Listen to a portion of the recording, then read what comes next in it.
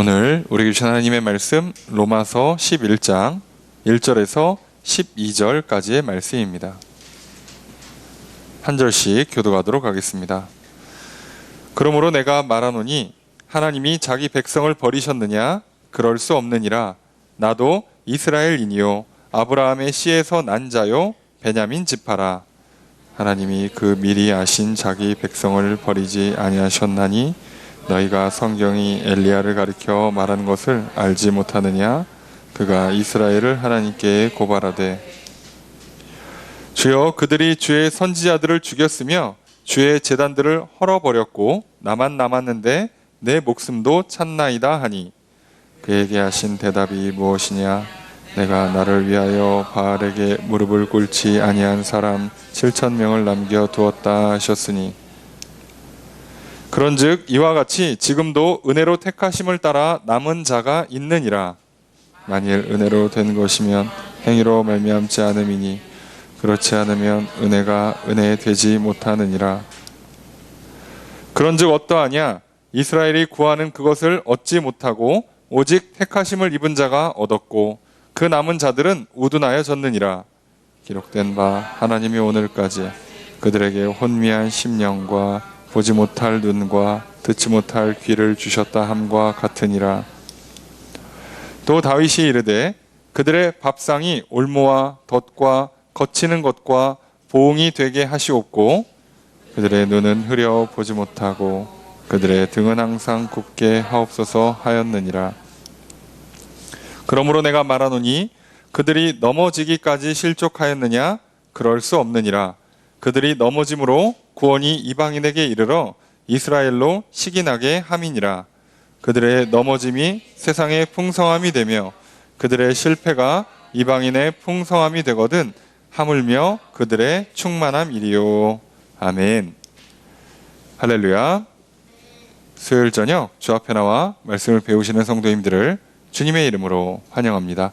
우리 옆에 있는 분들과 사랑의 기절 나누겠습니다. 인사합시다. 사랑합니다. 축복합니다.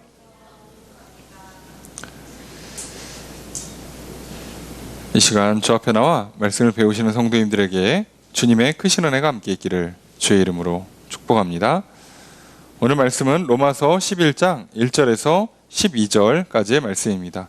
우리 나눠드린 교환 함께 보시면서 오늘 말씀 한 절씩 살펴보도록 하겠습니다. 먼저 1절의 첫 번째 문장 읽습니다. 시작. 그러므로 내가 말하노니 하나님이 자기 백성을 버리셨느냐? 그럴 수 없느니라. 우리가 이제 로마서를 살펴보면서 이제 8장까지는 그 하나님의 심판과 그 구원의 원리, 그 구원을 베푸시는 하나님의 그 완전한 방법, 그리고 넘치는 은혜, 왜 그 하나님의 은혜가 끊어질 수 없는가 라는 것들을 열심히 설명했다면 이제 9장으로 넘어오면서부터는 그러면 그렇게 하나님께서 행위가 아니라 은혜로 하나님께서 그렇게 자기의 스스로 결정에 따라서 마음대로 하시면 되는가? 괜찮은가? 라고 했을 때 그게 가장 좋은 결과를 만든다는 것과 그렇다면 그럼 이제 이스라엘은 어떻게 되냐는 거예요. 그죠? 우리가 행위로 말미암지 않는다고 치면 그래 행위로 하는 것보단 안 하고 은혜로 받는 게 훨씬 나아. 하나님 마음대로 하시는 게 결국 훨씬 나아. 자, 하나님 마음대로 하시는 게 원칙적으로도 옳고 실제로도 더 좋은 결과를 만들고 행위가 아니라 은혜로 하는 게 좋고 더 괜찮아요. 그러면 이제 약간 헷갈리는 지점이 하나 생기는 거예요. 질문이 하나 생기는 게 그러면 이스라엘은 뭐냐는 거예요. 이스라엘. 그러니까 먼저 선택받은 하나님의 백성들인데 지금 버림받고 이방인에게 구원이 갔고 그럼 이 사람들은 이제 뭐냐는 거죠. 하나님께서 마음껏 하신 다음에 이제 버리고 이방인한테 가냐? 안 버리신 다음에 그러면 어떻게 안 버리는 거냐? 뭐 등등 이제 뭐가 약간 헷갈릴 수도 있을 지점에 바울은 이것에 관해서 또한 자세한 설명을 해줘요. 도대체 이스라엘을 통해서 하나님께서 보여주시는 그 구원의 원리가 실제로 어떻게 적용되고 있는가? 이스라엘 민족에게 그 하나님의 그 심판의 원리, 구원의 원리, 하나님의 주권적인 구원에 있어서 하나님의 주권적으로 선택하시고 진행하시는, 그리고 행위가 아니라 공로로 은혜로 진행하시는, 이것이 실제로 이스라엘은 어떻게 진행되는가 보면 이해가 쉬워요. 그리고 이제 오늘 본문 이어서 우리가 다음에는 이방인에 관한 케이스도 볼 거예요. 두 가지를 보면 원리가 똑같다는 걸 아시게 될 겁니다. 그리고 그게 로마서 전체를 관통하는 구원의 원리에 와 일치되는 걸 우리는 잘 알 수 있게 되죠. 그래서 오늘 말씀을 잘 살펴보도록 하겠습니다. 먼저 1절에 주어수로 찾아보도록 하겠습니다. 주어 어떻게 될까요? 내가 말한다. 뭐라고 말해요? 하나님이 자기 백성을 버리셨는가? 라고 묻죠. 하나님이 버리셨냐? 자기 백성을. 자기 백성 누구예요? 이스라엘입니다. 그러니까 하나님이 이스라엘은 그럼 버리신 거냐라고 물을 수 있겠지? 그러니까 내가 먼저 말하고 답하는 거예요. 대답은 뭡니까? 그럴 수 없다. 아니라예요. 잠깐 여태까지 얘기한 거 들어보니까 버림받은 것 같은데, 자, 아니라는 거예요. 자, 이게 무슨 경우인가? 하나님께서 이스라엘에서도 마음껏 선택하시고 남은 자만 구원받고, 이방인 중에서도 택함 받은 자들은 구원받고, 하나님 마음대로 하시는데, 그럼 지금 현재 분위기는 이스라엘은 복음을 거절했잖아요. 예수님을 거절했어요. 그럼 이들은 어떻게 되냐는 거죠, 이러면. 자, 1절에 두 번째 문장 읽습니다. 시작.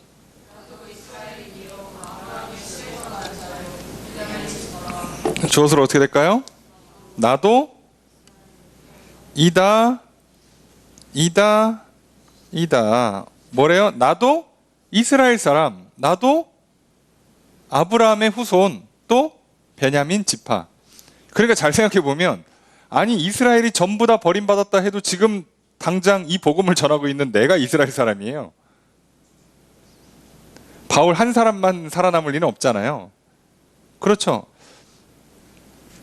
분명히 이스라엘이 하나님 말씀을, 하나님께서 선택하신 것들을 계속 불순종하고 거절했기 때문에 이제 하나님께서 적극적으로 이방인들에게 직접 일하세요. 원래는 이스라엘을 통해서 일하고 싶었는데 안 하니까 직접 하셨어요. 그럼 이스라엘을 버렸냐? 그건 또 아니래. 그럼 어떻게 됐느냐? 지금 봐도 바울도 지금 이스라엘 사람이에요. 그럼 어떻게 이게 양립할 수 있느냐? 이게 굉장히 중요한 거죠.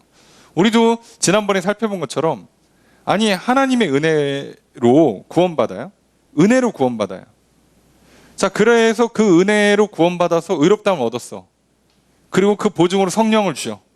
자, 성령을 주시면 이제 우리가 더욱 말씀을 잘 따라 순종하고 거룩한 길로 가요. 근데 문제는 가다가 우리가 또 죄를 짓네? 넘어져요. 아, 그럼 이제 성령님이 떠나시나? 버림받는 건가? 아니라는 거예요. 그런 걸로 되는 게 아니라는 거예요. 그렇지 않도록 도리어 성령이 우리의 보증이 되어준다는 거예요.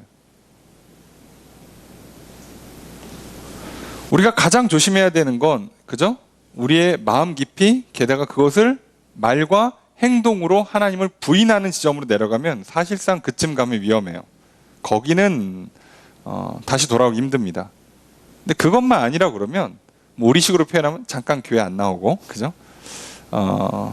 세상에서 좀 이렇게 약간 바빠가지고 사업하시느라, 공부하시느라 바빠가지고 몇 년, 길게는 몇십 년 교회를 좀 떠나기도 하시고, 그거랑 내가 하나님 앞에, 사람들 앞에 나는 더 이상 하나님 믿을 수 없다, 믿지 않겠다, 하나님 나는 생각해보니까 내가 알아서 잘 살 거다, 난 죽어도 좋은 데 갈 수 있다, 이 정도 가면, 하나님 안 계시다라고 선포할 정도 완전한 불신으로 가면, 자, 그거는 사실 어려울 수 있어요. 심지어 한번 믿었던 사람이라면, 의롭다함을 얻었던 사람이라면 믿음이 약해져요. 그래서 이거를 믿음 후에 믿음이 약해졌다가 좋아졌다가 하는 과정 전체를 성화라고 불러죠. 거룩해져 가는 과정이에요.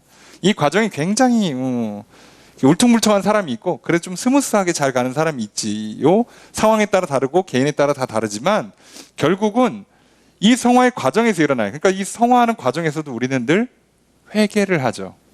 당연히 그런 문제가 생길 수밖에 없어요. 그리고 점점점 좋아지면 좋아질수록 작은 것까지 잘 미세하게 볼 수가 있게 돼요. 그래서 더 회개라는 건 필수적으로 계속 반복되게 돼 있어요. 그러니까 이 성화의 과정에서의 실수하거나 미끄러지는 문제가 아니라 믿음 전으로 돌아가는 건 얘가 문제인 거죠.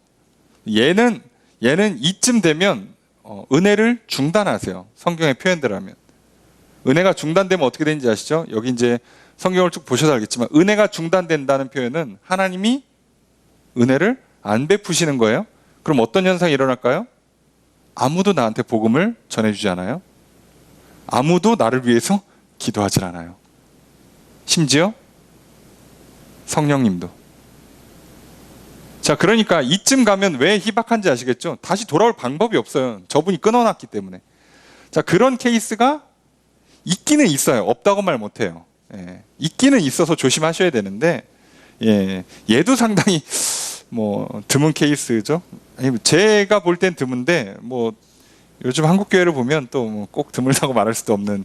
하여간 그래요. 예. 이거는 디테일한 건 너무 고민하지 마시고 상황이 그렇다는 거죠. 그래서 오늘 우리들은 이 과정 중에서 업다운이 있는 거 괜찮다고 늘 말씀드리는 거예요. 자, 그거의 가장 큰 증거 성령님이 임재하시다는 가장 큰 증거. 그래도 우리가 최소한 하나님을 부를 수 있다면 다시 올라올 수 있어요. 내가 죽어도 하나님을 못 부르겠다. 그 이름도 못 쓰겠다. 단어도 못 쓰겠다. 차라리 날 죽여. 이런 정도로 간다. 여기는 좀 위험한 수준까지 가는 거죠. 그러다가 아차하는 순간에 완전 부정이 일어나요. 여러분 생각해 보세요. 다윗도요. 어떻게 보면 하나님 믿고 의롭다함을 받고 일종의 성화의 과정, 거룩한 삶을 사는 중간에도 그저 밧세바 범하고 우리야도 죽여버리고 인구조사도 난리가 나죠. 예, 이해되시죠? 그런데 회개하고 돌아올 수 있잖아요. 하나님을 완전히 부정하지 않으니까. 아직 기회가 있어요. 다행히도. 근데 그 선을 넘으면 위험해요. 그러니까 성경에 이 선을 완전히 넘어가는 케이스를 찾기가 사실 어려워요. 그런데 없진 않으니까 조심하셔야죠. 자, 그렇다면 그에 반해서 완전히 선을 넘은 케이스가 누구냐? 놀랍게도 다윗 바로 앞에 있던 사울 같은 케이스예요. 그래서 어떡합니까? 말 더럽게 안 듣고 버림받고 난리가 났는데 나중에 불안하니까 하나님을 안 찾고 신접하는 자를 찾고 세상에 그렇잖아요. 자기 기도하면 되지. 당시 제사장 찾아가면 되지. 안 해요. 예. 이쯤 가면 사실상 이제 선을 넘었다고 봐야 되는 거죠. 이 정도 가면 네. 그저 교회도 한 10년 이상 안 나오시다가 교회를 나갈까 말까를 고민하다가 어떡하지? 그래, 동네 용하다는 저기 무당이 하나 있는데 가서 이제 점을 치는 거죠. 내가 교회를 다시 나가야 되나? 자, 이쯤 되면 사실 간당간당해요. 옛날 간증해 보면 그러고도 무당이 전도해가지고 교회 가셔야 될 것 같다고, 당신은 교회를 나가셔야 될 것 같다고 그렇게도 건지시는 경우가 있어요. 놀랍게도. 세상에 하나님의 은혜가 놀랍습니다. 근데 그마저도 무당이 넌 끝났어. 넌 지옥행이야. 그냥 이 땅에 열심히 살다 가.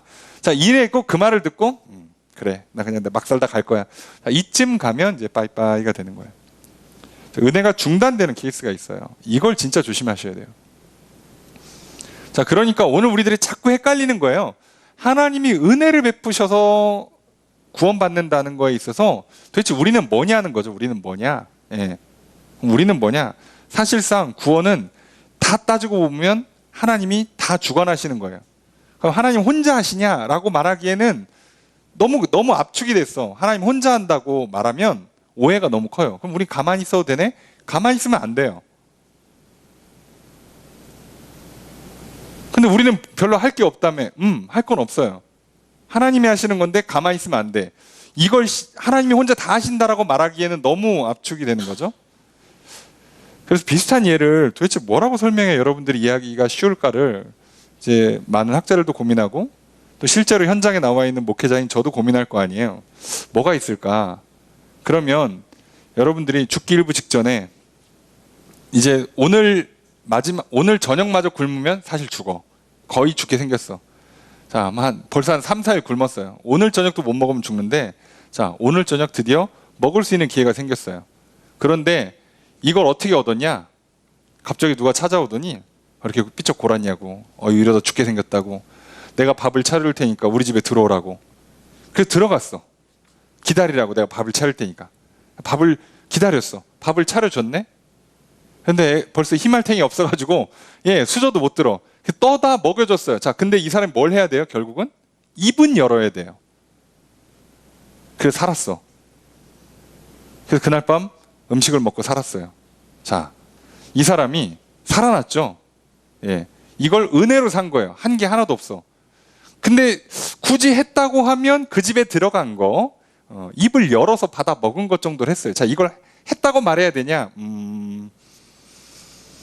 하긴 했는데 공로는 없는 거예요. 이해가 되시죠? 하긴 했는데 공로가 없어요.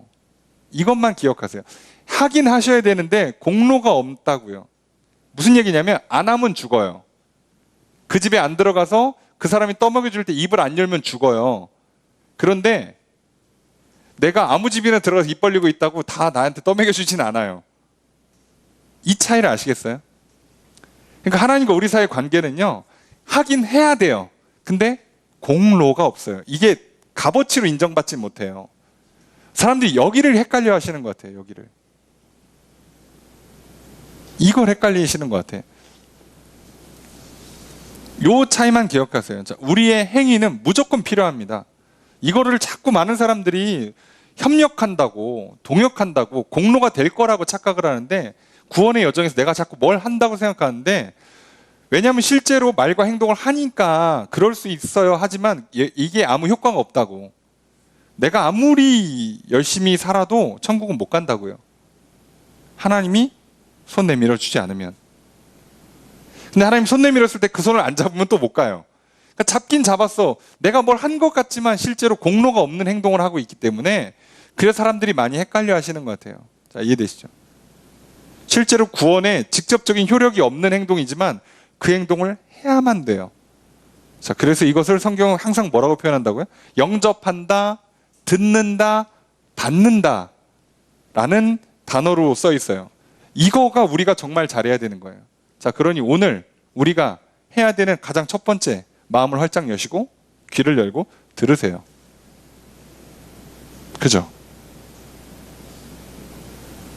여러분이 아무리 귀를 열고 마음을 열고 들고 있어도 제가 헛소리 하시면, 헛소리를 하면 여러분들은 아무 효과가 없어요. 이해되시죠? 마음을 열고 귀를 여는 효과가 하나도 없어요. 근데 반대로 제가 아무리 복음을 열심히 전해도 여러분 귀를 닫고 그저 마음을 닫으면 또 효과가 없어요. 그럼 둘이 동등한 효과를 갖고 있냐? 아니에요. 복음을 전하는 건 저를 통해서 지금 전달되고 있으니까 제가 안 전하면 소용이 없는데 제가 전해도 여러분들이 귀를 닫으면 소용이 없어요. 그럼 내가 귀 연다고 복음이 들리냐? 그렇진 않죠. 그래서 이 차이만 잘 기억하시라고요. 아, 공로는 없지만 받아야만 되는 거예요. 그 받는 행위로 말미암아서 구원받는 건 아니에요. 자, 이 차이를 2000년 전에도 사람들이 이해를 못했고 지금도 많은 사람들이 이해를 못하고 그러고 있어요. 뭔가 조금 더 획기적인 설명, 이해할 수밖에, 그거다, 이해가 확실히 된다, 이런 설명이 있을지 모르겠는데, 뭐 많은 사람들이 예를 들어요. 암 말기 환자, 근데 명의가 찾아와서 내가 공짜로 고쳐줄 테니까 내일 들어오라고, 병원에. 그런 식으로 해서 살려주는데, 그럼 이 사람이 이 말기 암을 고치는데 무슨 능력이 있는가? 공로가 있는가? 없어요. 돈을 낸 것도 없고, 그죠? 고칠 능력도 없고. 의사가 고쳐줬는데 내가 병원 걸어간 게, 내가 침대에 누운 게 과연 공로냐? 그렇게 말 못하는 거죠. 근데 자세히 보면 하긴 했잖아요. 자, 그건 해야 돼요. 이해되시죠? 자, 우리가 말씀을 들어야 돼요. 입으로 고백하셔야 돼요. 기도하셔야 돼요. 예배도 드리셔야 돼요. 이웃에게 선을 행하셔야 돼요. 자, 이게 구원에 공로가 있는 거냐? 아니에요. 공로는 없는데 하셔야 돼요. 그래야 하나님이 구원하세요. 자, 여기까지 설명하겠습니다. 여러분들 훌륭하신 분들이라 다 이해하셨으리라 믿고, 자, 여기까지 설명하겠습니다. 이 정도 못 알아들으시면, 다음에 유튜브 보시고 반복 청취하시기를 바라겠습니다. 저한테 따로 오지 마시고 그죠? 이 정도 얘기했으니까 알아들으시겠죠? 이게 어떤 원리인가가 똑같아서 그래요. 알면 쉽고 못 알아들으면 진짜 어려운 참 기적의 논리인데 해결해 봅시다. 2절의 첫 번째 문장 읽습니다. 시작. 주어수로 어떻게 될까요? 하나님이 버리지 않았다. 누구를? 그 미리 아신 자기 백성 이스라엘이죠. 아니 안 버렸대. 아니 언제는 여기 제껴두고 이방인한테 갔다며요. 안 버렸대. 버린 게 아니라는 거죠. 이게 어떻게 버린 것 같으면서 버린 거 아닌 게 되는가? 내용을 살펴보면 이해가 되겠죠? 2절의 두 번째 문장 읽습니다. 시작.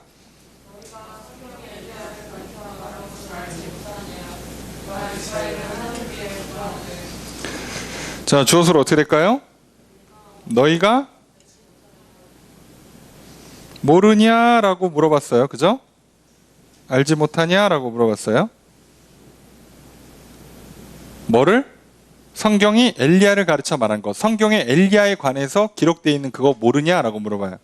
그러면서 바로 이어서 뭐라고 얘기해요? 그 내용이 뭐죠? 그가 이스라엘을 하나님께 고발했다예요. 자, 그러니까 이거를 번역을 매끄럽게 하려면 요거를 그냥 앞에다 합치시면 돼요. 그죠? 너희는 성경이 엘리야를 가르쳐 그가 이스라엘 하나님께 고발한 것을 알지 못하냐? 이렇게 하는 게 훨씬 깔끔해져요. 왜냐면 그게 실제 원문의 주어수로를 고려할 때도 맞는 번역이라고 보니까. 자, 엘리야가 하나님한테 이스라엘을 고발해요. 고발이에요, 고발. 탄원한다고도 하고 신원한다고도 하고 고소 고발을 하는 거예요. 자, 하나님 쟤네를 보래요. 혼내키셔야겠어요. 자, 이렇게 하는 거예요. 내용이 뭔가 3절 읽겠습니다. 시작.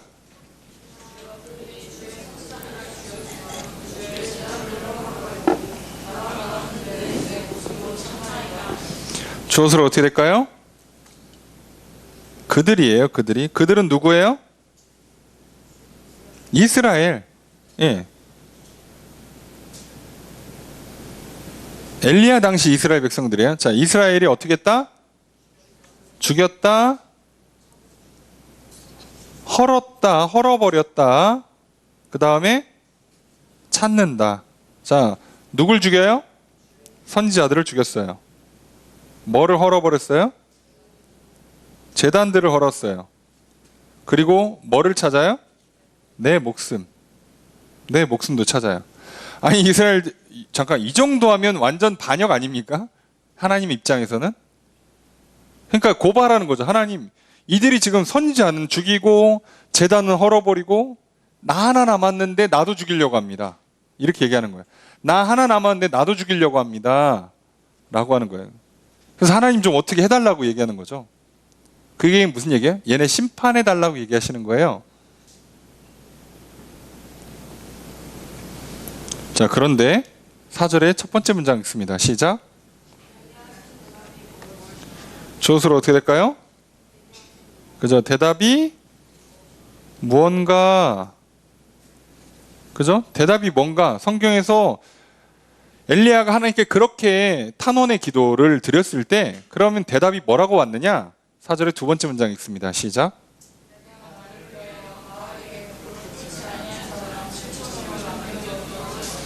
주어수로 어떻게 될까요? 내가 남겨두었다. 누구를? 그죠? 나를 위해 바알에게 무릎 꿇지 아니한 사람 7,000명을.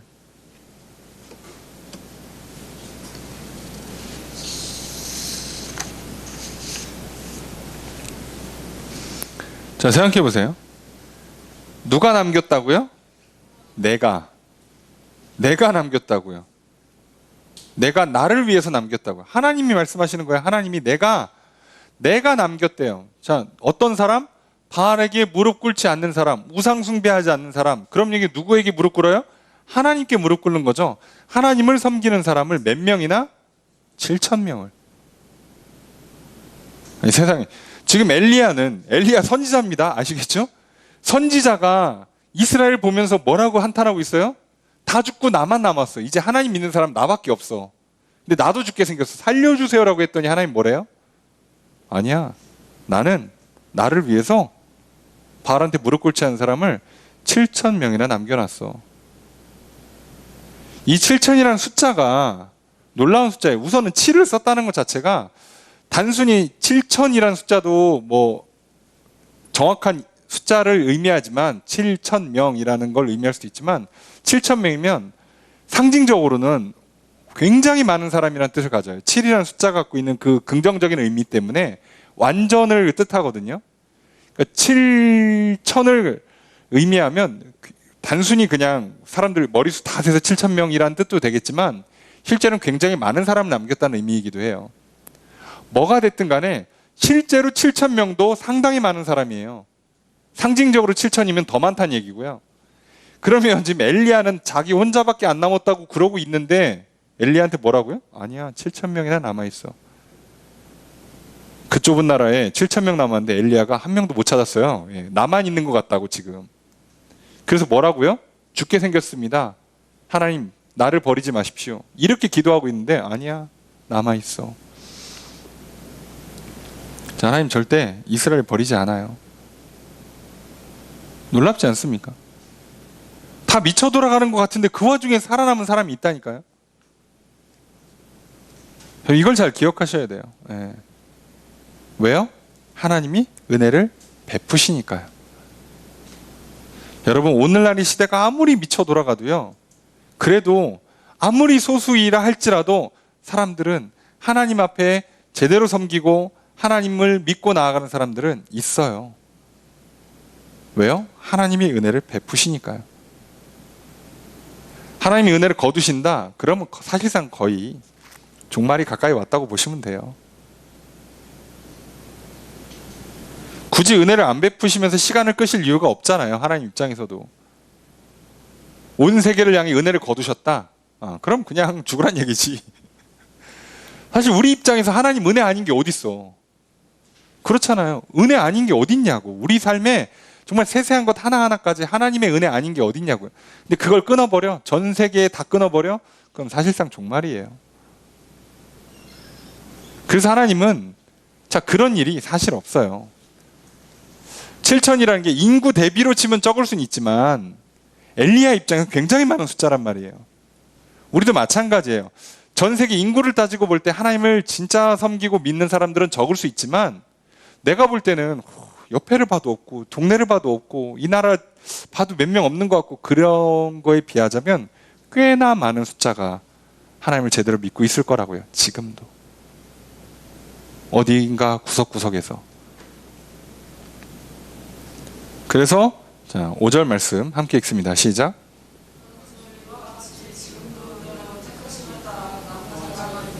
바로 이 얘기를 하는 거죠. 주어서로 어떻게 될까요? 남은 자가 있다.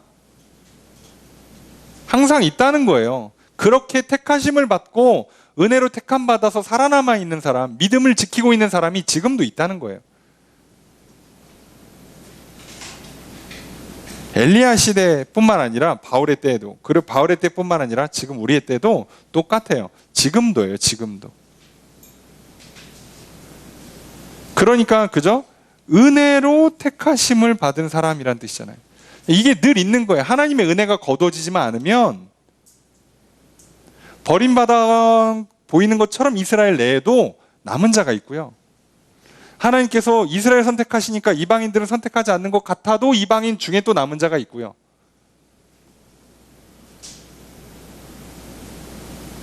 그래서 항상 은혜로 택함을 받는 사람이 있다고요. 왜요? 구원은 하나님이 은혜를 베푸셔서 이루시는 역사이기 때문에 하나님이 은혜를 베푸시는 한 어딘가에 누군가는 있어요. 이걸 기억하셔야 돼요. 만약에 구원이 우리가 어떻게 행하는 거에 따라서 성취할 수 있는 도달하거나 도달하지 못하는 영역이다. 공로를 쌓아야 되는 것이 구원이다라고 그러면요. 만약에 세상에 잠깐 미쳐 돌아가잖아요. 그러면 전 세계에 아무도 없을 수가 있어요. 한순간에. 이해되시죠?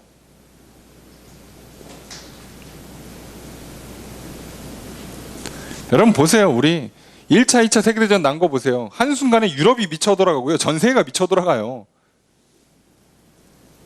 다 같이 그냥 뭔가 뭐에 그냥 홀린 것 마냥 좋다, 뭘 하자 이러고 그냥 넘어가 버리는 거예요. 끝나요. 그냥 그 순간에. 그걸 막을 사람이 없어요. 막아지지도 않고. 그래서 인간이 하는 방식은 이런 한계가 있는 거예요. 끊어질 수 있어요. 대물림이 안 돼요. 그런데 구원이 하나님께 있다는 게 왜 좋은 거냐면 하나님이 은혜를 베푸시는 한 구원의 역사가 끊어지지가 않아요. 차라리 믿을 만한 분한테 열쇠를 쥐어주는 게 나은 거 아니에요? 우리가 서로 열쇠를 갖고 있다가 남한테 넘겨주고 자식한테 넘겨주다가 그거 분지러 먹으면 끝나요. 잃어버리면 끝난다고요. 그에 비해서 하나님은 그럴 일이 없잖아요. 이게 중요한 거죠. 자, 6절 함께 읽습니다. 시작.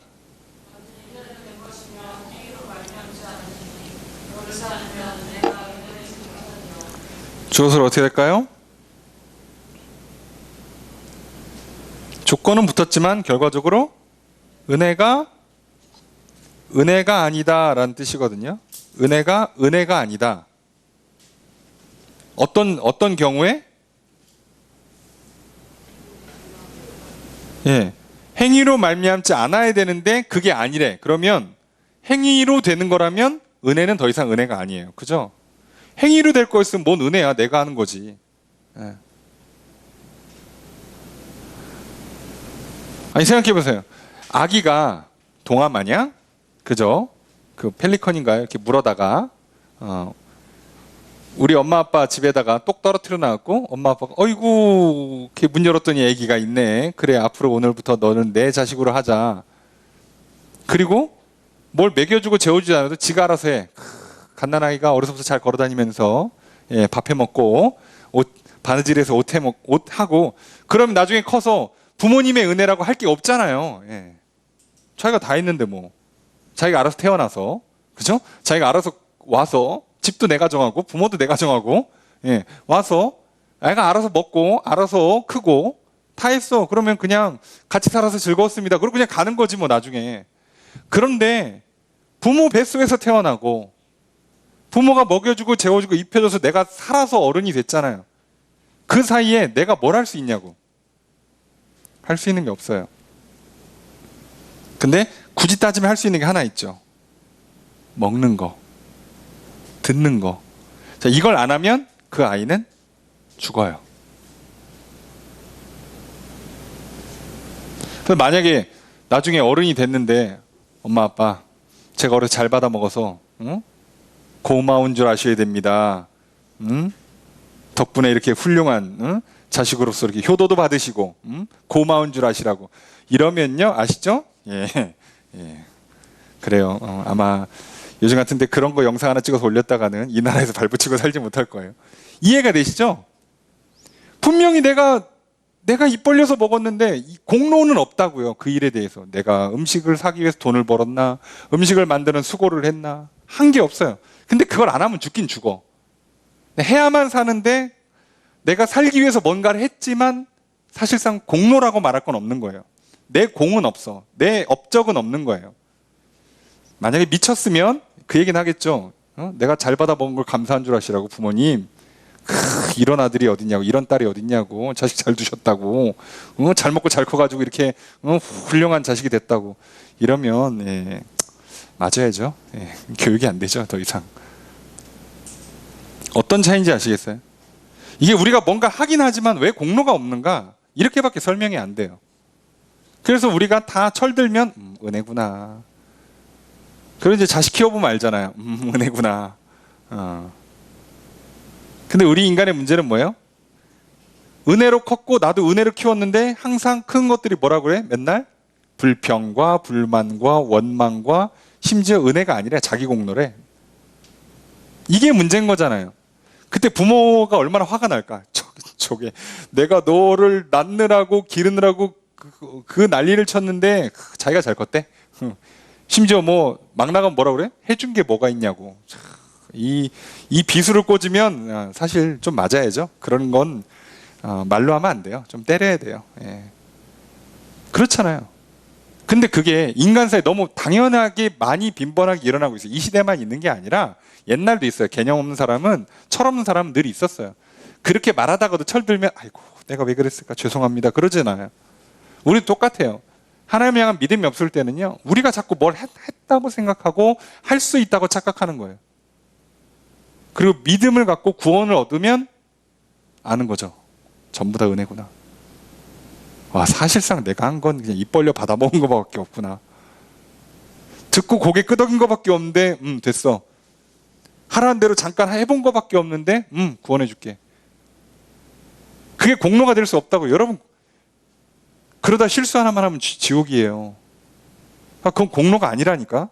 착각하지 마세요. 제가 얼마나 열심히 기도했는데요. 기도했지. 근데 기도해도 내가 안 들으면 소용이 없어. 기도하다가 하루만 기도 멈추면 넌 지옥이야. 그건 공로가 될 수 없어요. 예, 그만 설명하겠습니다. 알아들으셨으리라 믿고. 자, 7절의 첫 번째 문장 있습니다. 시작.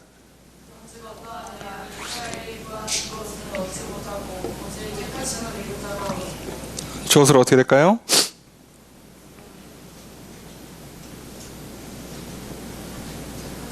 네, 택하심을 입은 자가 얻었다. 뭐를? 이스라엘이 구하는 그것. 이스라엘이 뭘 구했어요? 구하기는? 구원을 원했죠. 구원을. 아니, 이스라엘 사람들이 구원을 원했어요. 아니, 여러분, 망하려고 바알한테 절한 거 아니라니까요? 예? 이스라엘 백성들이 바알한테 절할 때는, 바알 제사를 드릴 때는 뭐 하려고? 농사 잘 되려고. 자식 많이 낳고 자식들 건강하라고. 그러고 한 거예요, 여러분. 전쟁 나지 말라고. 가뭄 오지 말라고. 흉년 오지 말라고 한 거예요. 여러분, 설마 미쳐가지고 내가 흉년이 와도 좋으니까 자식 농사 망치고 올해 농사 망쳐도 좋으니까 그냥 바알 친전에 가가지고 술 마시고 춤추고, 예? 뭐 성적인 타락 행위들을 하고 그러면 좋다. 아니에요, 여러분. 여러분, 그게 아니에요. 절대 아니에요. 이 사람들이 뭐 때문에 간 거라고요? 농사 잘 지으려고. 간 김에 술도 마시고 예배 제사 드리니까 좋은 거지. 원래 가려는 목적은 뭐예요? 농사 잘 되고 자식 농사 잘 되고 전쟁 안 날라고. 그러고 한 거예요, 여러분. 다 바라기는 구원을 바래요. 여러분, 세상 사람들은 뭐 안 그럽니까? 세상 사람들은 저렇게 살면서 자기가 망하고 싶어서 이러면 망할 줄 알고 살아요? 아니에요. 말로는 막 됐어. 뭐 인생 뭐 있어? 한 방이면 끝이지. 난 그런 거 뭐 신경 안 써. 신경 안 쓰기는. 그런데 왜 밤에 잠을 못 자? 허세는 그만하고. 생각해 보세요. 다들 원한다고. 다들 잘 살길 원하고 더 잘 되길 원하고 내 자식은 남들보다 뛰어나길 원하고 나도 건강하길 원하고 다 원한다고요. 그래서 일을 하든 그래서 뭐 조상신을 섬기든 그래서 뭐 기타 등등 여러 다른 신들 우상을 섬기든 간에 다 그 이유 때문에 하는 거라고. 망하려고 섬기는 사람 하나도 없어요. 이러면 망할 줄 알지만 당장에 즐거움이 좋다? 에휴, 이건 100% 망해. 그래도 난 이게 좋아. 이런 사람 한 명도 없어요. 심지어 술, 담배, 나아가서 뭐 마약 같은 거 하는 사람들도요, 스스로 기만을 하는 한이 있더라도 뭐라고요? 괜찮을 줄로 믿어요. 괜찮을 줄로 믿는다고. 100% 문제가 올 줄로 믿지 않는다니까요. 여러분, 뭐 마약하면 너무 느낌이 안 오죠. 한국은 참 좋은 나라니까 마약 말고 자, 마약성 약품들 한번 봅시다.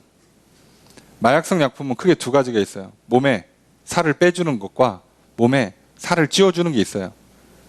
자, 여기서 살을 찌워주는 거는 이렇게 돼지를 만들어주는 게 아니라 몸짱, 근육질로 만들어주는 스테로이드제들. 몸에 살을 빼는 약들도 주사 맞고 살이 쪽쪽 빠져도 좋은 성분이 아닙니다.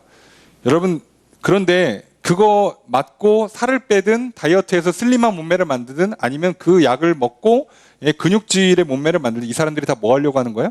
건강해지려고 하는 거예요. 예뻐 보이려고, 사람들한테 좋게 보이려고 하는 거예요.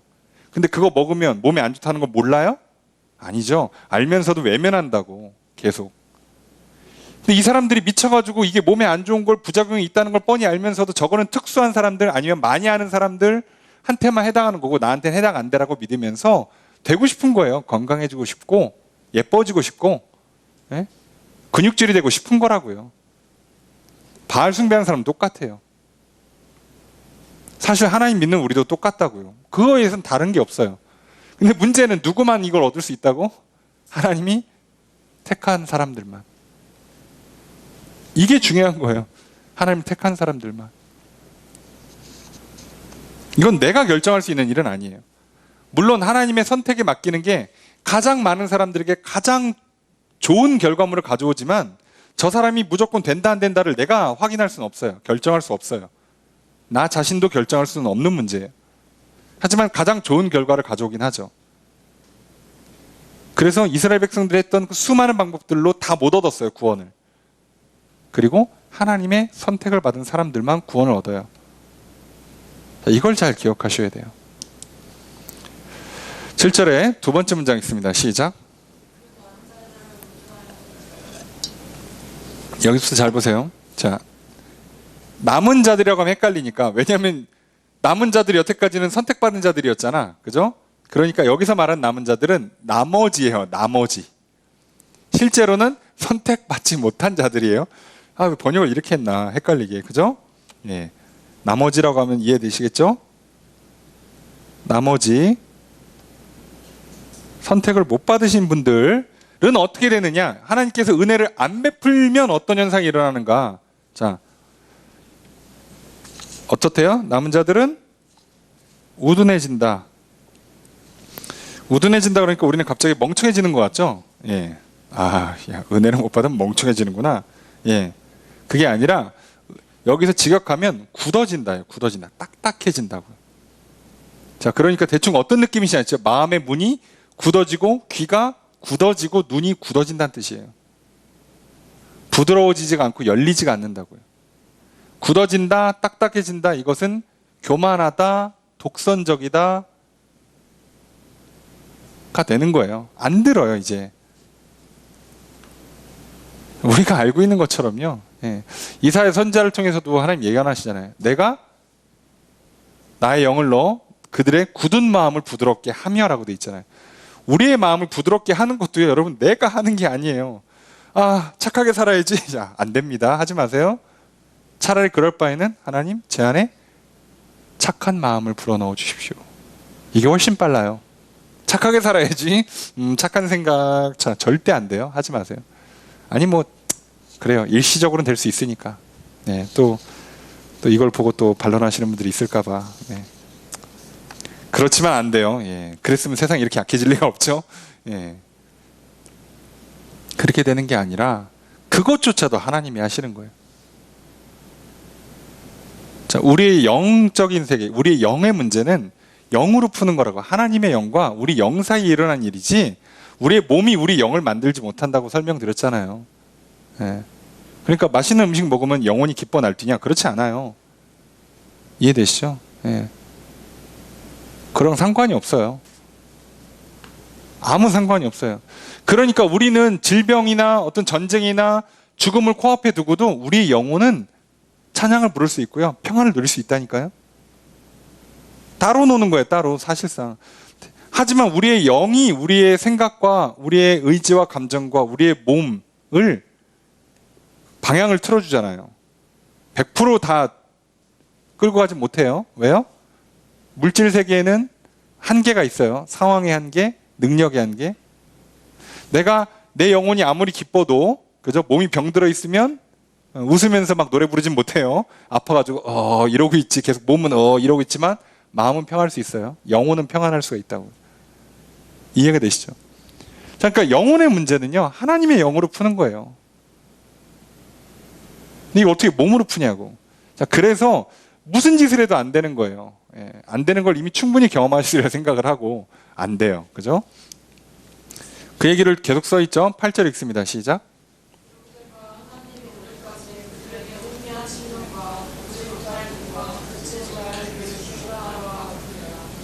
자, 기록된 것이다라고 했으니까 그 내용에서 볼까요? 주어서는 어떻게 될까요? 하나님이 주셨다. 뭐를 주셨어요? 혼미한 심령, 보지 못할 눈, 듣지 못할 귀. 그러니까 이게 생각해 보세요. 하나님께서 그 영혼에 빛을 비춰주시고 눈을 열어주시고 귀에다 들려주지 않으면 반대 현상이 일어나는 거예요. 어두운 심령이 되고 보지 못하는 눈이 되고 듣지 못하는 귀가 되는 거예요. 그래서 많은 사람들이 헷갈려 하잖아요. 특히나 바로의 마음을 완악하게 했다라고 할 때, 아니 하나님이 그렇게 해놓고 바로한테 넌 말도 안 듣고 나쁜 놈 죽어, 이렇게 하면 하나님이 악의 창조자가 되는 거 아니냐? 아니, 하나님이 은혜를 안 베풀면요 그냥 그렇게 간다니까요.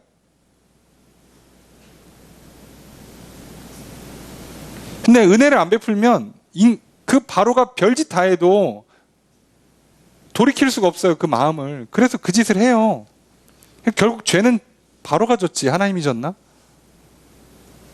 근데 은혜를 안 베풀면 100% 죄를 짓게 돼 있어요. 그래서 이걸 알고 빨리 해야 되는 거, 은혜를 받는 거, 은혜가 부족하다고 느끼면 구하는 거. 자, 우린 이거밖에 못해요.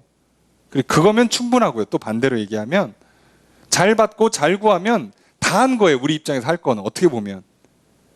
그리고 나서 하나님께서 우리 영혼을 변화시켜주면 그 다음에 자연스럽게 기뻐서 즐거워서 평안해서 넘치는 사랑 때문에 알아서 하나님 보시기에 기뻐할 만한, 그리고 선한 행동들을, 말과 행동들을 하게 돼 있어요. 하게.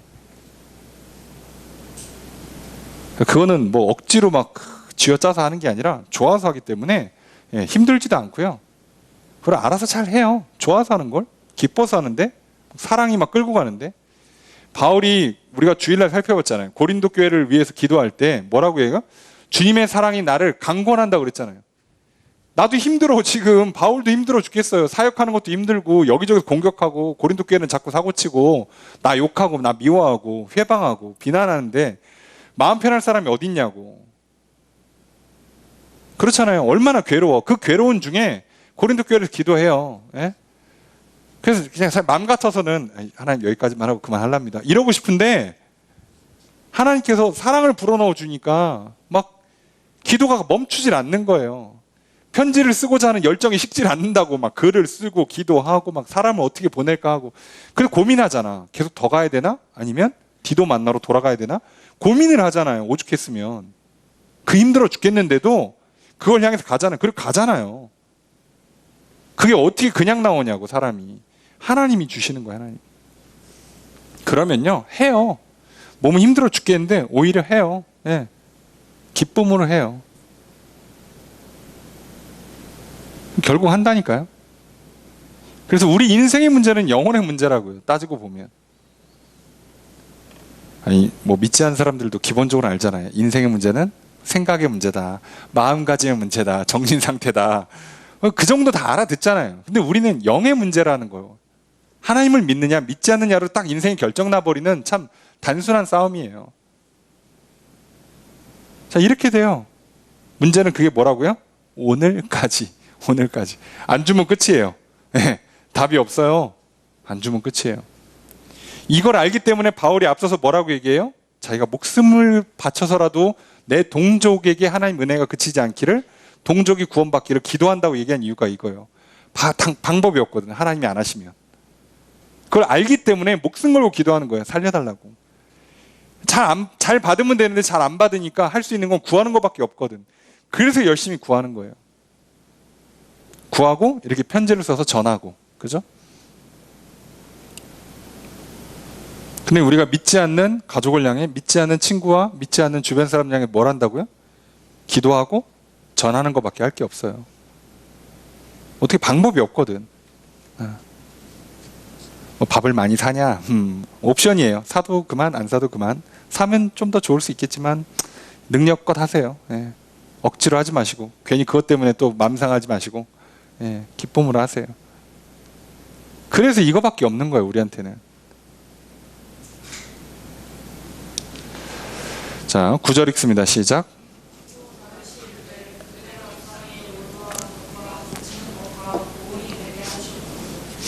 자, 주어서로 어떻게 될까요? 다윗이 말했어요. 뭐라고 말했나요? 이렇게 말했죠?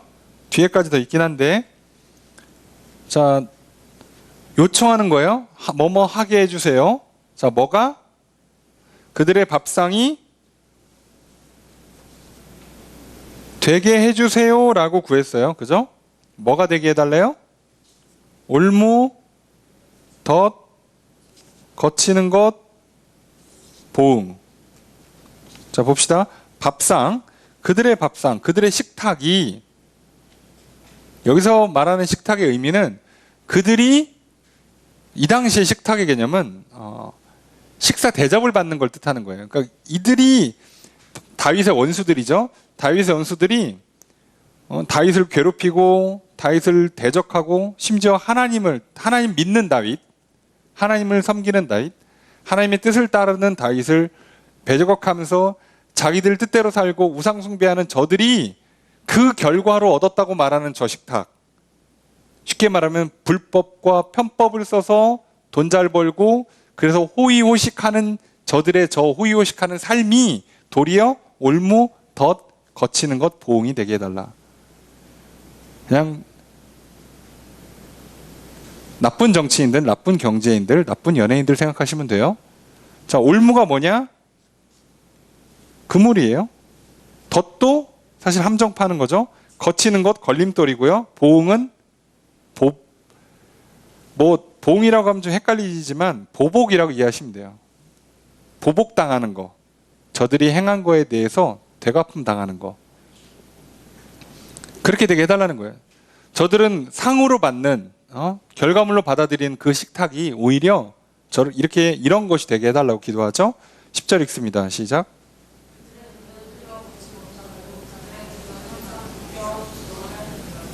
자, 계속 기도한 내용이 여기까지인데, 자, 주어서로 어떻게 될까요?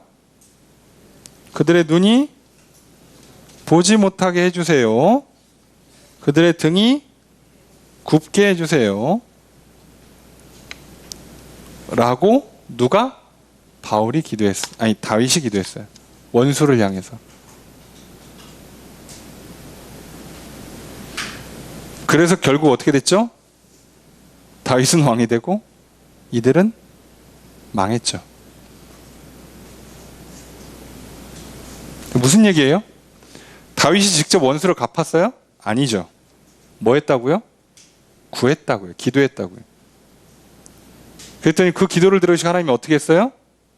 저들의 눈을 가렸다고요. 그들의 등을 굽게 만들었다고요. 그래서 스스로 함정에 빠지게 만들고 그저 올무에 걸리고 걸려 넘어지게 만들고 보복당하게 만들어서 망하게 하셨다고요. 누가요? 하나님이요.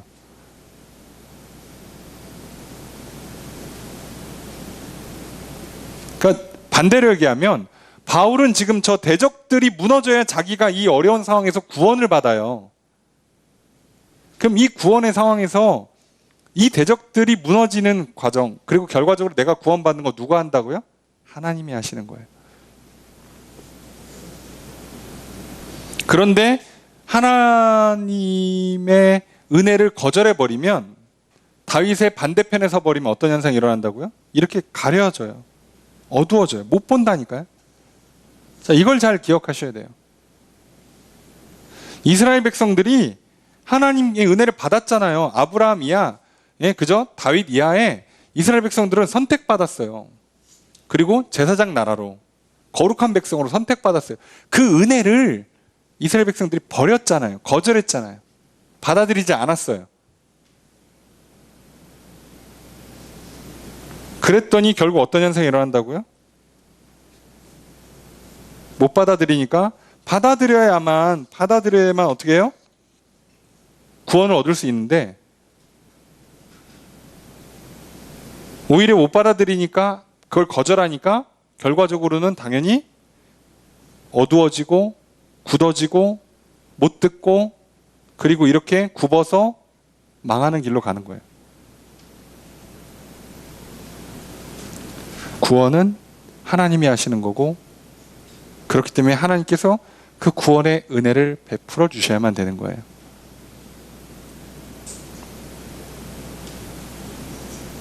그래서 하나님께서 그 구원의 은혜를 베풀어 주시면 엘리야가 혼자 있는 것 같은데도 7천이 남아있고요. 다윗이 구원해달라고 나의 대적들을 갚아달라고 기도했더니 그대로 해서 대적자들이 멸망했고요. 자, 구원의 문제는 하나님께 있어요. 자, 그러면 현재 어쨌든 예수 그리스도를, 그 복음을 이스라엘은 안 받아들였어요. 그럼 어떻게 되는 거야, 이스라엘은? 그럼 버리는 거냐? 아니겠죠. 11절에 첫 번째 문장 있습니다. 시작.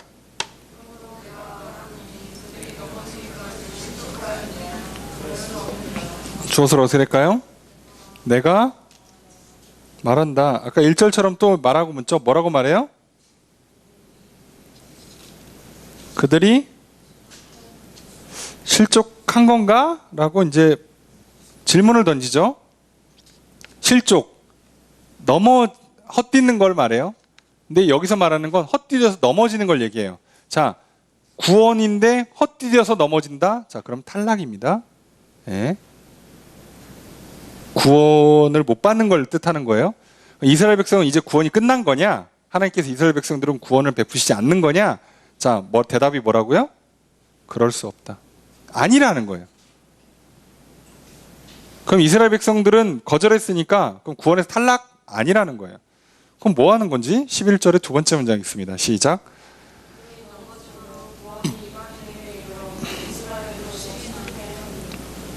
자, 이게 하나님의 독특한 방법이죠. 주어서로 어떻게 될까요?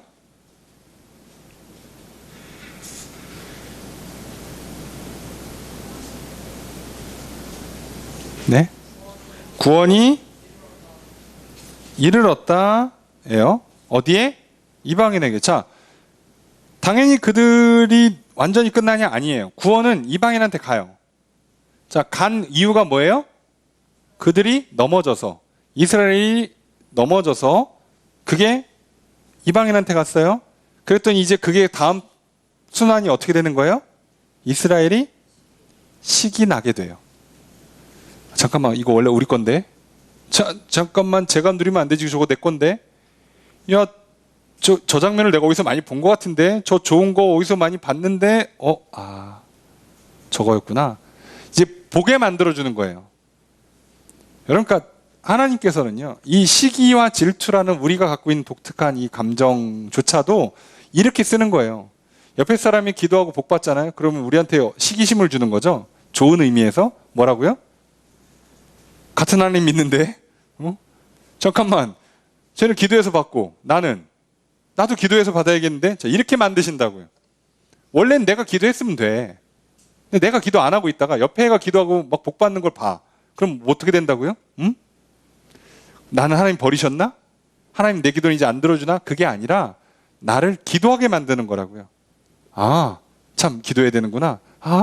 내가 먼저 교회 다녔는데, 내가 먼저 믿었는데, 내가 이게 뭐한 짓이지? 정신 차려야겠다. 기도해야지. 구해야 받는 거였지. 아이고, 깜빡했네. 그리고 다시 정신 차리게 만드는 거예요. 이스라엘한테 하나님께 쓰시는 방법입니다. 이거 잊지 마세요. 예. 우리가 가끔 실수하는 게 이거잖아요. 우리는 세상 방식은 기회, 자, 버스 떠나면 끝이에요. 빠이빠이. 그죠? 놓치면 끝난 것 같지만 하나님 방식은 그게 아니라 저 타고 저렇게 뒤에서 손 흔드는 걸 보면서 뭐라고 생각하라고요? 다음 버스 타야겠다. 자, 그죠? 아이고, 나도 저걸 탔어야 되는데. 아이고, 내가 늦었네. 다음 버스 꼭 타야지. 이렇게 만드는 거예요. 왜냐면 다음 버스가 있으니까. 그죠? 세상은 그 버스 한 번 가면 안 와요. 자, 근데 하나님 나라는 와요. 그러니까 그걸 잡게 만드는 거예요. 이렇게 해서라도. 자, 이렇게까지 했는데 안 잡으면 그건 네 잘못이지. 이제 어떻게 방법이 없어요? 버스는 정기적으로 올 텐데 안 받으면 이제 답이 없어요. 정기적으로 오는 것도 하나님 은혜를 베푸시는 거고, 그 은혜를 베푸시는 거 하나님 마음이기도 하면서 또 누군가가 그 은혜를 베풀어 달라고 기도하는 거고, 그 누군가가 은혜를 베풀어 달라고 기도하는 것도 그 마음을 하나님이 주신 거고, 그 얘기는 하나님이 그 사람한테 은혜를 베푸신다는 얘기예요. 그러니까 결국 시작은 하나님이 하시는 거예요. 어떤 방식이든 간에. 여러분, 나는 안 하는데 내 옆 사람이 나를 위해 기도해 주면 옆 사람 때문에 내가 구원받는 게 아니고요. 하나님이 내 옆 사람을 통해서 나를 구원하는 역사를 이루고 계시는 거라고요. 그 얘기는 뭐예요? 하나님은 아직 나를 포기하지 않으셨다고요. 그 얘기를 바울이 고린도 교회한테 하잖아요. 이해가 되시죠? 너희를 향한 은혜가 끊어지지 않았다는 걸 어떻게 알아요? 내가 너희들을 향해 계속 기도할 때 하나님께서 계속 마음을 주시니까 하나님 고린도 교회를 포기하지 않으셨구나 를 역으로 하는 거예요. 바울도. 여러분, 누군가 나를 위해 기도한 사람이 한 사람만 있다? 여러분, 나를 구원하시고자 한 하나님의 은혜 끊어진 게 아니에요. 이거 얼마나 놀랍습니까? 바울도 이걸 알기 때문에 악착같이 기도하는 거예요. 자기 동족을 위해서. 아직 끝난 게 아니야. 하나님이 나한테 이런 마음을 주시는 거 보니까 아직 이스라엘이 끝난 거 절대 아니야. 더 기도하는 거죠. 그럼 하나님은 바울 네가 기도했구나. 그걸 듣고 바울이 기도했으니까 응답하는 거야. 그러면서 구원해 주세요. 왜냐하면 사단이 방해할 거 아니에요. 아니 이렇게 너무 특혜 주시는 거 아닙니까? 아니야. 바울이 기도했잖아. 자, 원리를 아시겠어요? 어떻게든 뚫으세요. 하나님도. 예. 그래서 하나님 나라는 참 신기하게 한 명만 있으면 무조건 이겨요.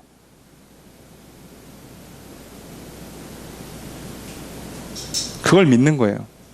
이 시대에 교회 코로나 때문에 아니면 시대가 악해지니까 말세니까 믿음이 없을 거라고요? 아니에요. 저 한 사람만이라도 이 나라에 누구 한 명이라도 똑바로 서 있으면 하나님 우리를 향한 이 민족을 향한 은혜 거두지 않으십니다.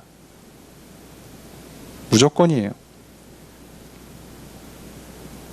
제가 막 믿음이 좋아서 기도를 열심히 하는 게 아니라 하나님께서 기도할 때마다 교회를 향해서 나라와 민족을 향해서 기도할 수 있는 마음을 불어넣어 주시면 저는 오히려 위로받는 거예요. 하나님 끝이 아니구나. 포기가 안 됐구나.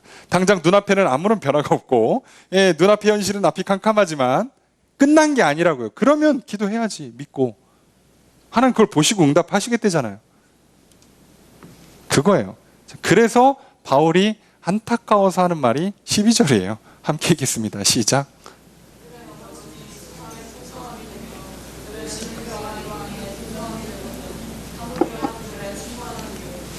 주어서 어떻게 될까요? 그들의 넘어짐이 그죠? 됐다. 뭐가 돼요? 세상의 풍성함이. 또 그들의 실패가 됐다. 뭐가 돼요?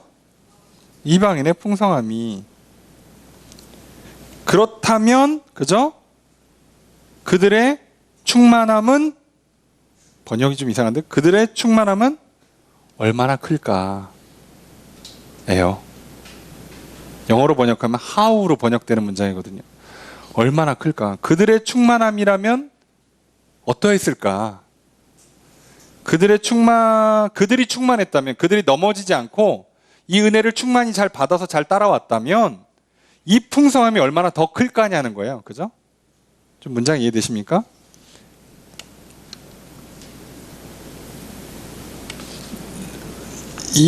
맥락만 이해가 되셨으면 좋겠어요. 이스라엘 백성들이 넘어졌어. 실수. 여기 넘어지는 건 실수로 보시면 돼요. 자, 실수와 실패 가운데서도 세상에 하나님의 이 풍성한 은혜가 계속 흘러가요. 이스라엘이 실수해도. 그럼 만약에 이스라엘이 실수를 안 했다면, 실패를 안 했다면, 얼마나 훌륭한 결과가 나왔을까. 아쉬운 거지, 바울 입장에서는. 야, 넘어져도 이 정도라면, 안 넘어졌다면 어디까지 갔을까? 너무 아까운 거예요. 이스라엘 백성들이 잘하지, 좀. 야, 넘어지고도 이런 일이 일어난다고? 야, 하나님 그 정도로 은혜를 베푸신다고? 그러면 좀 잘 따랐으면 정말 좋았을 텐데 하는 마음이에요.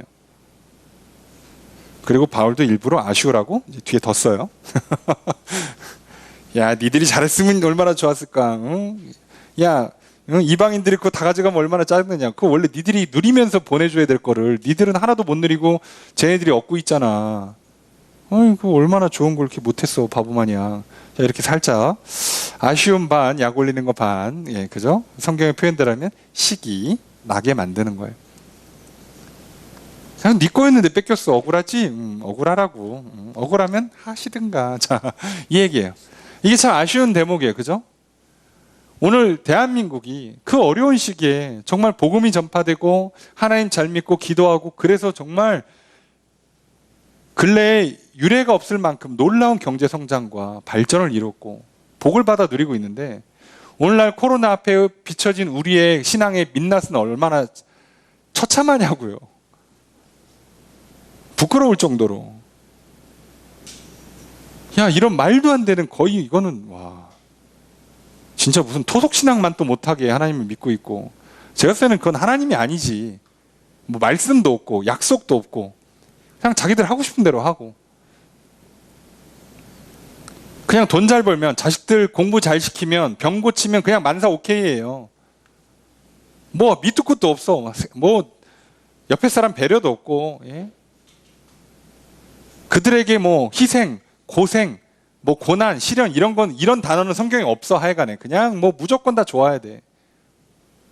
그래서 나라가 완전히 안 그래도 어려워 죽겠는데 심지어 어려움을 가중시키는 이런 악을 행하고 있잖아요. 이게 우리의 민낯이에요. 그런데 목회자로서 개인적으로 아쉬운 건 뭐냐면, 아니 이렇게 망치고 있어도 하나님은 우리에게 또 여전히 복을 주시고, 또 한 영혼을 구원하시고자 애를 쓰시고, 또 그 영혼을 살릴 수 있도록 우리에게 그 살릴 수 있는 힘을 주시고자 생명도 주시고 지혜도 주시고 건강도 주시고 물질도 채우신단 말이에요. 하나님 나라 세우라고. 저 옆 사람 구원하라고 나를 구원하실 뿐만 아니라 저 옆 사람 구원받아서 누릴 복을 나한테 먼저 땡겨주신단 말이에요. 전해주라고. 전해주라고. 오늘 우리가 새벽에 살펴본 것처럼, 그죠? 히브리 산파들이 잘해가지고 이스라엘 백성이 살고, 하나님 이스라엘 백성 살려주려고 히브리 산파들한테 복 주고, 이렇게 계속 선순환이 일어나잖아요. 이랬어야 되는데 지금 이게 뭐냐고, 끊겨가지고. 그러고도 지금 이 정도라면 잘했으면 얼마나 좋았을까. 참 우리가 제대로 하나님 믿었다면 우리의 정치, 경제, 사회가 얼마나 참 훌륭한 모습으로 올라갔을까. 이러고도 지금 뭐 경제 전 세계 뭐 10위권에 들어오고, 예? 어디가 뒤처지지 않게 잘 살고 있고, 이 조그만한 땅덩어리에서 이 복을 누리면서도 왜 이러고 있을까 싶은 거죠. 참 바울과 마찬가지로 아쉬운 대목이에요. 우리의 교회도, 우리의 나라도, 우리의 민족도 너무 아쉬워요. 한국의 교회가, 우리나라 이 민족이 참 이건 참 너무 아쉬운 대목이죠. 더 풍성해질 수 있었는데, 그 풍성을 가지고 더 제대로 선교하고 봉사하고 할 수 있었는데, 여기서 이렇게 무너지나 할 정도로. 그런데도 하나님 포기하지 않고 또 은혜를 베푸시잖아요. 여러분 이걸 기억하셨으면 좋겠어요. 하나님은 이스라엘을 포기하지 않으세요. 포기하지 않으시지만 그들에게 시기심을 좀 불러일으켜서 정신 차리게 만드세요. 결과적으로 늘 한 가지 핵심 원리만 기억하세요. 구원은 하나님이 하시는 역사예요. 우리는 거기서 어떠한 공로도 없지만 그래도 바다는 드려야 돼요. 그래도 따라는 가야 돼요. 자, 이거를 행하는 건 맞아요. 행하는 건 맞지만 공로가 있는 행위는 아니기 때문에 여러분 행하세요. 그리고 그걸로 구원을 얻는 건 아니에요. 근데 하나님은 그 행함을 보시고 상을 주신다니까요. 공로여서가 아니라 그렇게 하시겠다고 약속하셔도 주시는 거예요. 상 받을 짓을 한 게 아니라 주시겠다고 준 거예요. 예. 자, 이것만 잘 기억하시고, 그래서 우리는 1차적으로는 구원의 은혜를 베풀어 주실 때 잘 받아야 되고요. 그게 안 될 때에는 은혜를 달라고 구해야 되고요. 그리고 나아가서는 그 은혜를 전해야 되고, 전했는데도 안 받으려면 그들을 위해서 구해줘야 돼요. 그렇게 보면 굉장히 간단하죠. 예, 쉽죠. 예, 원래 어렵지 않은 거예요. 그런 겁니다. 우리가 우둔해져서, 우리가 완고해져서 생긴 문제지 원래 어려운 게 아니에요. 처음부터. 우린 이미 어린아이가 이 땅에 태어나 자라면서 그 은혜의 개념이 뭔지를 알고 있잖아요. 아무것도 할 수 있는 게 없는 갓난아이가 오로지 은혜로 자라서 사람이 되잖아요. 그 아이한테는 성인으로 성장할 때까지 그 어떤 공로도 없어요. 다 은혜예요. 다 은혜. 뱃속에서부터 시작해서 스스로 뭔가를 할 수 있을 그 지점에 올 때까지 전부 다 은혜예요. 한 게 하나도 없어요. 이걸 잘 기억하시면 됩니다. 그리고 아이가 할 수 있는 유일한 거, 줄 때 잘 받아 먹는 거, 안 준다 싶으면 우는 거, 우리식으로 표현하면 잘 받아들이는 거, 듣는 거, 마음을 여는 거, 영접하는 거고요. 아니면 구하는 겁니다. 이걸 잊지 마십시오. 그때 하나님의 구원의 역사가 일어나고요. 설령 내가 그 역사를 잘 못 따라가서 실수하고 실패한다 할지라도 하나님은 내 옆 사람에게 은혜를 베푸셔서 나로 하여금 일깨우세요. 부럽지? 자, 여러분, 그러니까 부러워하는 인생 되지 마시고 누군가가 부러워할 수 있는 인생으로 그 은혜를 잘 받아 누리시는, 구원의 은혜 가운데 살아가시는 저 여러분들이 되시기를 주의 이름으로 축복합니다. 말씀을 살펴보겠습니다. 엘리야의 간청에 하나님 어떻게 대답하십니까? 자, 나밖에 안 남아서 살려주세요 그랬더니 하나님 뭐라고요? 아니야, 너만 남은 거 아니야. 많이 남았어, 걱정하지 마. 예.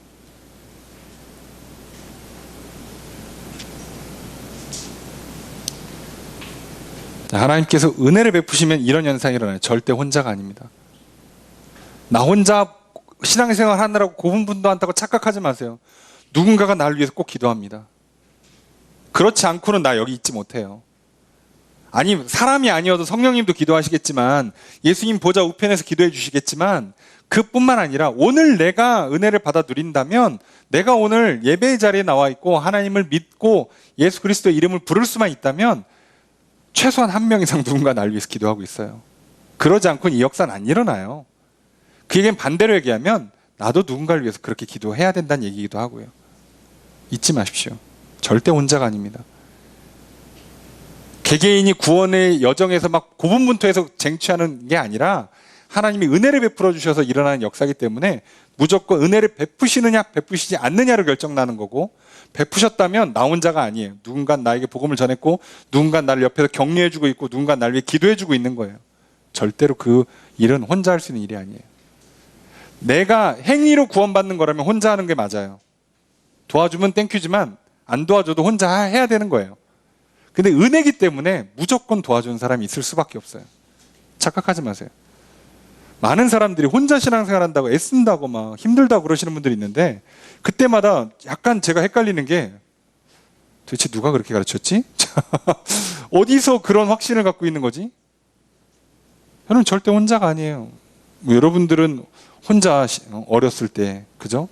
글자를 배우자마자 기독교 백화점에 가셔서 성경을 사시고, 글을 읽자마자 예수님 나의 주님 믿고 할렐루야 믿고, 그리고 뭐 신앙생활 하셨습니까? 누군가는 부모를 통해서든 친구를 통해서든 누군가를 통해서는 전도됐고, 누군가를 통해서 배우고 있고, 누군가를 통해서 격려받고 있고, 누군가를 통해서 기도 중보 기도를 받고 있잖아요.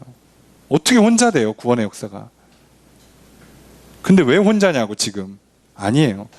혼자라고 느끼는 순간 이미 끝난 거예요. 그쯤이라면 하나님 은혜를 중단하신 거기 때문에 끝난 거예요. 그리고 그 사람은 은혜가 하나님을 잊었어요, 이미. 그러니까 중단된 거를 인지를 못해요. 그쯤 돼야지 진짜죠. 그러니까 착각하지 맙시다. 하나님의 은혜가 중단되지 않음에 감사하시고 잘 받으시고 힘써 구하십시오. 그 은혜가 한이 없으니까 마음껏 구하시고 마음껏 받아 누리시고, 그리고 그걸 전해 주십시오. 그게 우리가 할 일입니다.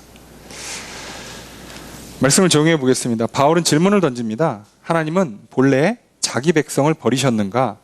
이에 바울은 그렇지 않다고 대답합니다. 바울은 복음을 거부한 이스라엘에 관해 많은 관심을 두고 있습니다. 자신이 이스라엘 민족이기 때문이며, 또한 하나님의 구원 역사에 대한 바른 이해를 돕고자 하기 때문입니다. 하나님은 이스라엘을 버리지 않으셨습니다. 하나님은 이스라엘의 실수와 실패를 통해 이방인을 구원하십니다. 또한 하나님은 이방인으로 말미암아 시기와 질투를 일으켜 이스라엘을 구원하십니다. 하나님은 이스라엘과 이방인 모두를 구원하십니다. 바울은 하나님께서 이스라엘을 버리지 않으셨음에 대한 증거를 성경에서 찾습니다. 엘리야 사건을 통해 말합니다. 엘리야가 이스라엘 백성들이 선지자를 살해하고 제단을 파괴한 것과 자기만 남았는데 이제 자기마저 죽이려고 한다고 하나님께 고발합니다. 하나님께서 대답하시는 것은 남은 자를 두셨다는 겁니다. 바알에게 무릎 꿇지 않은 사람을 7,000명 남겨두셨다고 말씀하십니다. 7,000명이라는 숫자는 이스라엘 전체 인구에 비하면 적은 수입니다. 그러나 홀로 남았다고 생각하는 엘리야로서는 매우 많은 수입니다. 하나님께서 은혜로 택하고 남겨두신 사람은 절대 적지 않습니다. 바울은 이스라엘 중에 하나님께서 은혜로 택하시고 남겨주신 사람이 지금도 있다고 말합니다. 이것은 하나님께서 은혜로 택하신 것입니다. 은혜로 택하셨기 때문에 사람의 행위로 말미암지 않습니다. 사람의 행위로 선택받고 남겨지게 되면 은혜가 더는 은혜이지 못하게 되고 맙니다. 그렇다면 은혜로 택함을 받지 못한 사람은 어떻게 되는 것일까요? 그들은 굳어지고 보지 못하고 듣지 못하는 무감각한 영혼을 갖게 됩니다. 그럼 이들은 완전히 버려지는 것일까요? 바울은 구원이 이방인들에게 임함으로써 이스라엘이 시기하게 되었다고 말합니다. 이것은 이스라엘을 다시 회복시키시고 구원으로 인도하시는 하나님의 은혜입니다. 이렇게까지 해서라도 하나님 또 구원하십니다. 바울은 이스라엘이 실수하고 실패하였음에도 이렇게 풍성한 구원의 은혜가 세상에 임했음을 말합니다. 그러면서 이스라엘이 넘어지지 않았더라면 얼마나 더 풍성한 구원의 은혜가 세상에 임했을지 탄식합니다. 하나님은 이스라엘의 실패를 통해서도 구원의 은혜를 베푸십니다. 하나님은 자신을 위해 스스로 인간을 창조하시고 구원하십니다. 구원의 역사에서 하나님께서 주권을 갖고 계신 것이 우리에게 가장 풍성한 구원의 은혜를 가져다 줍니다. 그러므로 우리는 이스라엘과 같이 실패하지 말고 풍성한 구원의 은혜를 누리기를 소망합니다. 하나님의 택하심과 부르심을 기쁨으로 영접하고 겸손히 순종하며 따릅시다. 나의 신앙을 살펴봅시다. 이스라엘의 실패를 통해서도 풍성한 구원의 은혜를 베푸시는 하나님께 은혜를 구하며 나아갑시다. 하나님의 풍성한 은혜를 받아 누립시다. 혹시 이스라엘처럼 하나님의 선택하심과 베푸신 은혜에도 불구하고 불순종하며 우상을 숭배하고 있지는 않은지 살펴봅시다. 오늘도 나에게 복음을 들려주심으로 나에게 믿음을 주시고 구원의 은혜를 베풀어 주심에 감사하며 순종합시다. 하나님의 은혜가 계속되기를 힘써 구합시다. 하나님의 은혜를 받아 누리는 사람들의 모습을 보며 나에게도 은혜를 베풀어 주시기를 구하고 겸손히 받아 누립시다. 여러분 그렇게 살아가십시오. 하나님의 은혜가 나에게 임하였기에 오늘 우리가 이 자리에 나와 함께 하나님을 예배할 수 있습니다. 그 은혜에 감사함으로 겸손히 잘 받아 누리십시오. 그리고 더욱 구하셔서 받아 누리십시오. 그리고 혹시 옆에 사람이 나보다 더 많이 받는 것 같으면 시기와 질투하는 마음으로 하나님 나에게도 그 은혜를 베풀어 달라고 또 구하십시오. 그리고 나아가 그 은혜를 전하는 인생이 되기를 소망합니다. 하나님께서 우리를 향한 그 구원의 은혜를 거두시지 않으심에 감사하시고 그 은혜를 풍성히 받아 누리시며 살아가시는 저 여러분 되기를 주 이름으로 축복합니다. 결국 이스라엘도 이방인도 구원하신 하나님께서 오늘 나도 그리고 내 옆에 있는 가족, 친구, 친척, 이웃, 형제, 자매를 구원하실 것입니다. 그 풍성한 구원의 은혜가 항상 넘치는 우리의 삶이 되기를 그걸 받아 누리며 전하는 인생 되기를 주의 이름으로 축복합니다.